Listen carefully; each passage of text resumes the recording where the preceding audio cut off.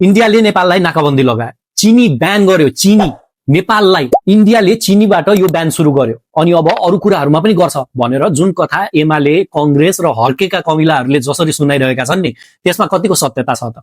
हो, इन्डियाले हिजोबाट चिनीको एक्सपोर्टमा ब्यान लगाएको कुरा एकदम साँचो, तर यो ब्यान नेपाललाई मात्र होइन, ओभरअल ब्ल्याङ्केट ब्यान हो। भन्नुको मतलब संसारभरिलाई। अब यो ब्यानले गर्दा नेपाली मार्केटमा चिनीको प्राइस माथि जाने त ग्यारेन्टी छ, अझ चाडबाडको बेलासम्ममा त अलिक गाह्रो नै पर्ने पनि देखिन्छ, किनकि नेपाललाई हरेक वर्ष 3 लाख मेट्रिक टन चिनी चाहिने देखिन्छ।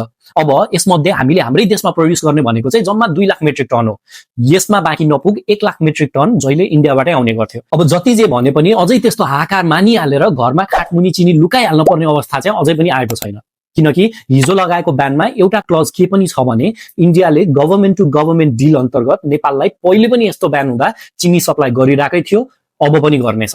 त्यही भएर सर्ट टर्ममा मार्केटमा चिनीको भाव आकाशिनु नर्मल हो, किनकि उपभोक्तामा यो खबरले त्रास ल्याउने नै छ। त्यसमाथि यस्तो बेलामा सबले लुकाएर कालो बजारी पनि गर्न खोज्ने नै छन्। त्यति मात्र नभएर घरमा 2-4वटा कन्टेनरमा मात्र नभएर ड्रममा, बोरामा, किचनमा, खाटमुनि सबैतिर चिनी स्टोर गर्न मान्छेहरूले नै थाल्नेछन्। यो ब्यान भने सधैँभरलाई होइन, यो ब्यान सेप्टेम्बरसम्मलाई मात्र हो। त्यसपछिको अपडेटमा थाहा होला ब्यान अझै लम्बिने छ कि सकिनेछ भनेर। त्यतिन्जेल अलिक कम चिनी खानुस्, मह युज गर्नुस्, सक्खर युज गर्नुस्, जता गुलियो त्यतै भुलियो भन्दै चिनीकै कमिलो चाहिँ नबन्नुस् है।